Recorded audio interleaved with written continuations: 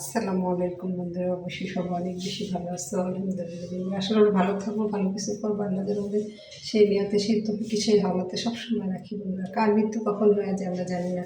জীবিত অবস্থায় আমাদের আমল আছে, মৃত্যুর পরে কিন্তু আমাদের কোনো আমল নেই। আমাদের সন্তান আত্মীয় স্বজনরা যদি আমাদের জন্য দয়া করে ভালো কিছু করে যায়, ভালো কিছু করি, জবান ভালো রাখি, জিহ্বার হেফাজত করি, তাদের সাথে সুসম্পর্ক ভালো সম্পর্ক থাকে, তাহলে তারা কিন্তু অবশ্যই মনে করবে এবং দোয়া করবে নামের উপরে। সেই দোয়াটাই গিয়ে কবরে পৌঁছাবে। সন্তানকে যদি আমরা দিনের শিক্ষা দিই, ভালো শিক্ষা দিই, ভালো পথে রাখি, তাহলে তারা বাবা মার জন্য দোয়া করবে, সেই দোয়াটা কবরে গিয়ে পৌঁছাবে। দান সৎকার করলে সেটা পৌঁছাবে।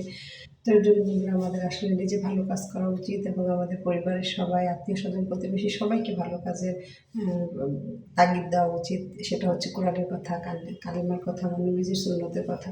তো আমরা আসলে চেষ্টা করবো যে যেখান থেকে যেভাবে পারি আমরা আমাদের ইসলামের সুন্দর দিকগুলো, সুন্দর কথাগুলো, সুন্দর বর্ণনাগুলি সবার সাথে শেয়ার করার জন্য।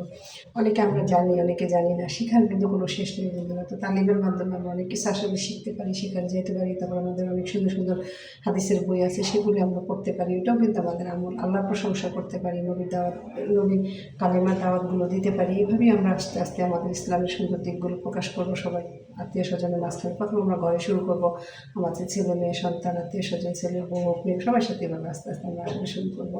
তো সুস্থতা হচ্ছে আমার বড় বড় নিয়ামত বন্ধুরা। অসুস্থ হলেও কিন্তু আমাদের অফিসে আসতে হয়, ডিউটি করতে হয়। কেন? কারণ দুটো কথা শুনতে হবে বা টাকা কাটবে, এরকম অনেক কিছু আছে।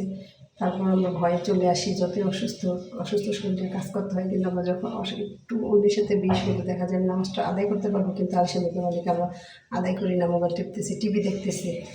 তো আল্লাহ কিন্তু আমাদেরকে আসলে ছাড় দেয়, কিন্তু ছেড়ে দিবে না। তো এর জন্য আমরা আসলে চেষ্টা করবো আমার উপরে যে ফরজগুলি, আমার উপরে ছবিগুলি কষ্ট করে হলো আমার করার জন্য বলবে। কারণ আল্লাহ খুশি আমরা অনেক কিছু দিতে পারি। আল্লাহকে যদি খুশি করতে পারি, আল্লাহ কাছে অনেক কিছু দিতে পারি, এটাই কিন্তু স্বাভাবিক।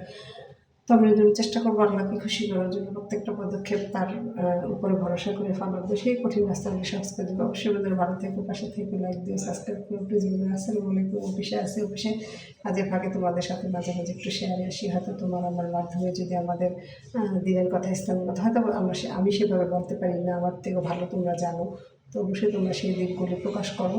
আমাদের এই নাচ গানের ভিডিও দেখার সময় নষ্ট না করে আমরা নিজেরা ভালো কিছু করি, অন্যদেরকে ভালো কিছু করার জন্য উৎসাহিত করি। তো পাশে থাকি বন্ধুরা। আসসালামু আলাইকুম।